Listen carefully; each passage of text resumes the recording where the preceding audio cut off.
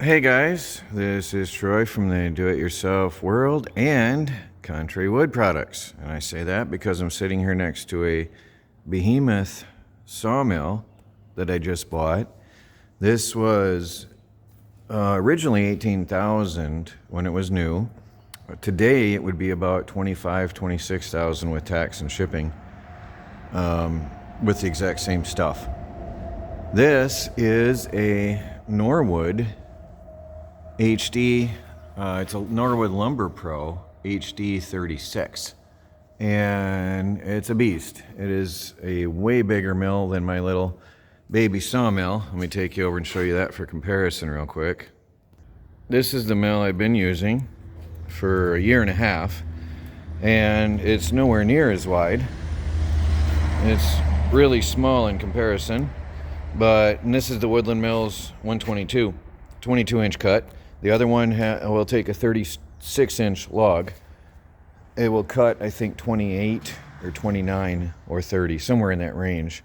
But this little mill has paid for itself many times over, and I haven't even used it that much. It's only got 135 hours on it because mostly what I do is woodworking and various custom work. So I don't saw as much as a commercial mill would. I don't even saw as much as I think a homeowner would have done in that, but I love it. It is a very good mill. There's a lot of good to say about it, and I'll be doing a full review on that later. But pros and cons and things, but I love it. I love it very much, and that's going to stay right there. But I need a better production mill because I'm starting to saw more. Actually, most of those hours are just from this past month on my little mill. Throughout the past year, I hardly used it much at all. I did a lot of deer blinds, sold a lot of deer blinds and little garden sheds and stuff like that, which is more construction and less sawing. But this big boy, you can see the difference. And this one is all hydraulic, which is going to mean less wear and tear on my body. So it's got all of the complete hydraulic systems. Now this does need a lot of loving. It's also got automatic forward and backward, up and down. It's got motors, drive motors for forward and backward, but nothing works at this time. Nothing works at this time. Nothing. I got this for a really good price though too. It's got these, I forgot the official name, but this lifts up and it has rollers. There's two of them. And what you can do is that allows you to roll the log forward and backward easily and conveniently. And if you've got a log that's bowed or a little crooked and doesn't sit straight on your deck, what you can do is lift one of these, the front or back, and level your log up to get a more straight cut on your first cut, and saves a lot of wood. It's got automatic log dogs up and down. It's got fully automatic clamps, forward and backward.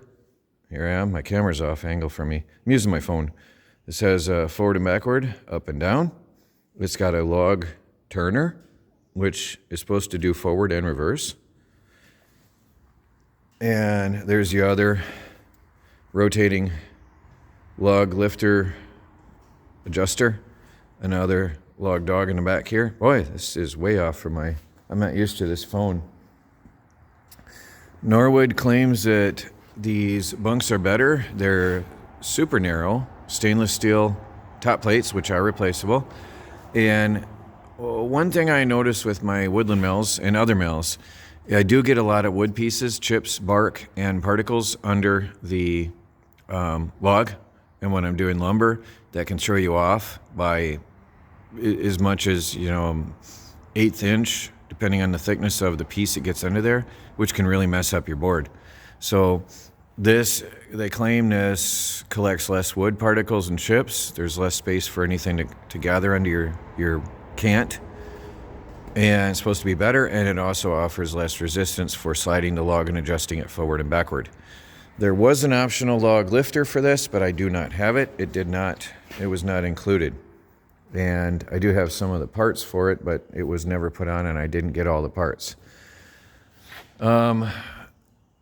Norwood is the HD36 was notorious for blades ripping off and tearing up the cover. And this poor old cover is made of plastic too, which really, I don't know why they did that, but it's all cut up, ripped up. This was a production mill. This was a high, heavy use production mill. And I've got the other cover plates, homemade, partly made of plywood. There's no blades.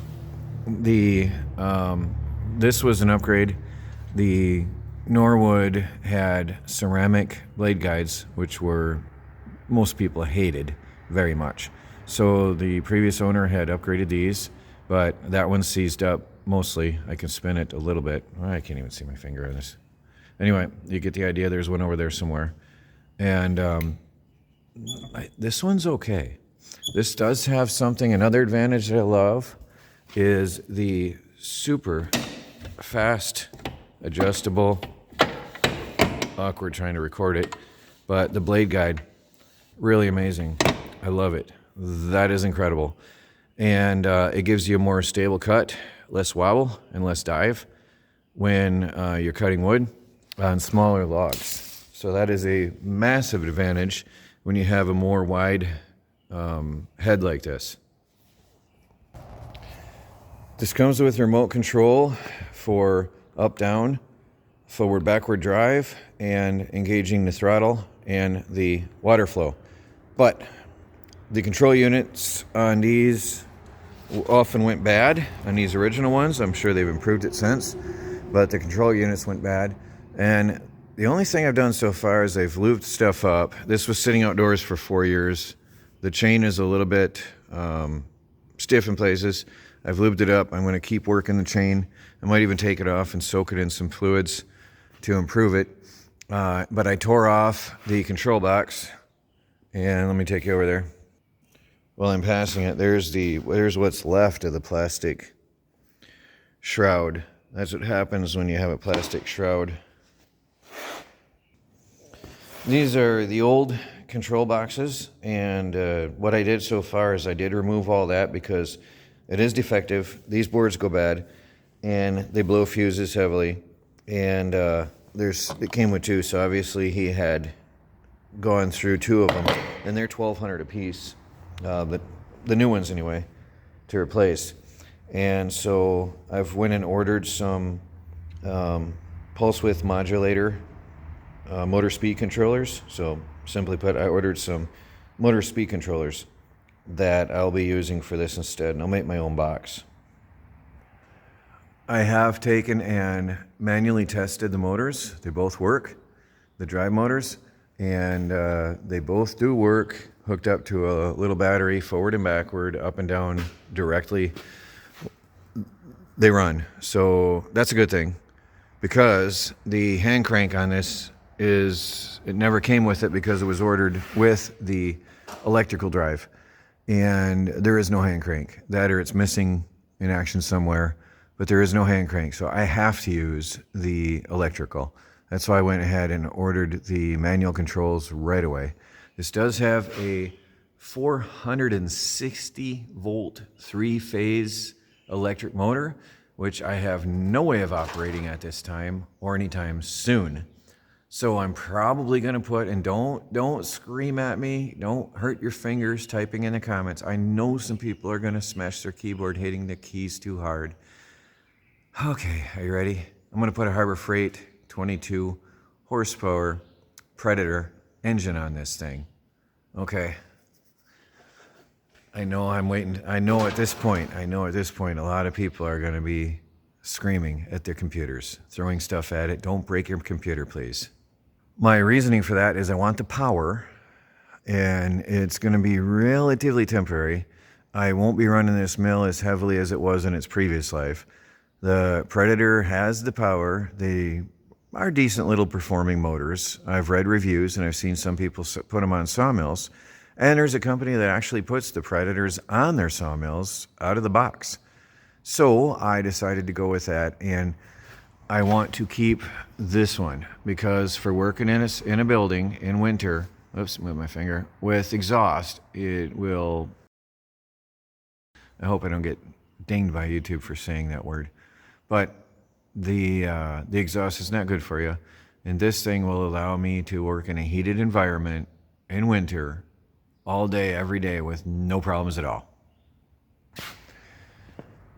I forgot to ask why, but hydraulic pump and motor, it came with a Honda motor, hydraulic pump, and reservoir that sat up in here is missing. I forgot to ask why. I'm curious about that.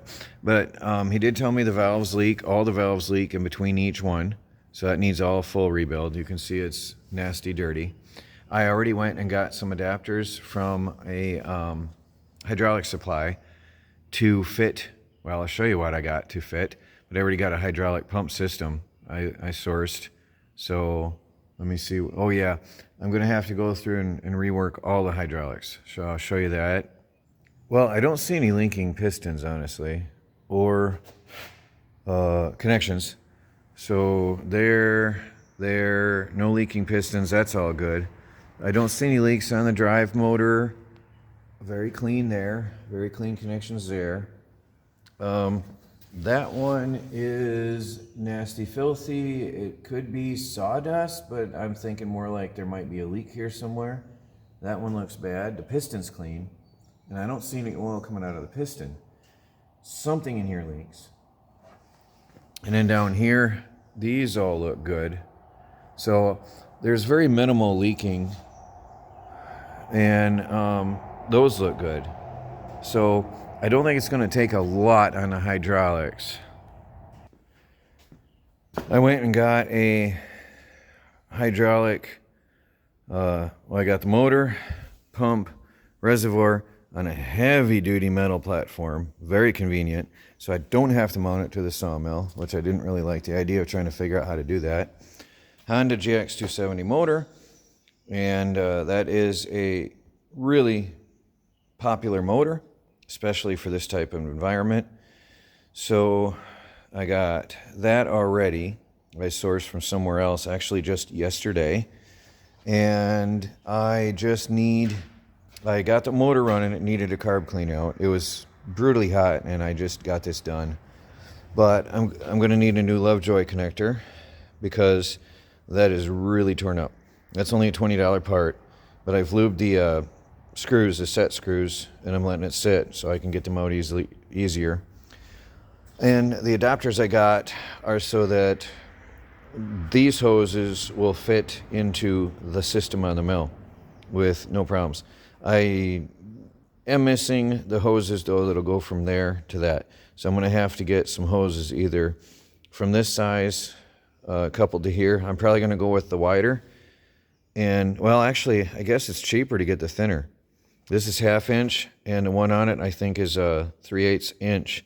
This is 5,000 PSI, which is overkill, and I need 3,000. So I'll probably go straight off here to a smaller hose. Another thing you'll notice is it's on a deck, really high off the ground. The whole thing is, I could rest, it's almost up to my shoulders. The whole mill is almost up to my shoulders. It's 3 steps high on well, the base of the platform is 3 steps high to a step ladder. It's almost to the top of a 6-foot ladder. So I'm going to guess this is 5 foot tall, close to 5 foot tall off the ground. But the reasoning was that he had this up off the ground so he could run a few more days in between cleaning out underneath. Although there was a dust extraction system set up, a heavy duty one, sawdust will still collect underneath, and that means downtime. So to reduce downtime, this is incredibly high up. And then there was a platform around it for the operator, which I'm going to probably be building here quite soon and sawing on my little baby woodland mills for this mill. So I hope to be moving this soon, and I will be showing a video on that. I will be building a new control box, which sits there, of my own. I'm going to be dropping that arm down so that it's more easily accessible to me. I don't know why it was that high, to be honest, but I'm going to want to be comfortable operating the valves and checking out the controls myself more comfortably at all times. So I'll be doing everything on video. I will be getting the engine on it, taking off the electric motor, and getting it all running. So stay tuned, guys. Watch for it. I hope you're as excited as I am. This is a beast of a sawmill. This is a behemoth. Well, talk to y'all later. Please do like, subscribe, and share, and hit that bell icon to get notifications of future videos. This is Troy from the Do-It-Yourself World and Country Wood Products. Talk to you later.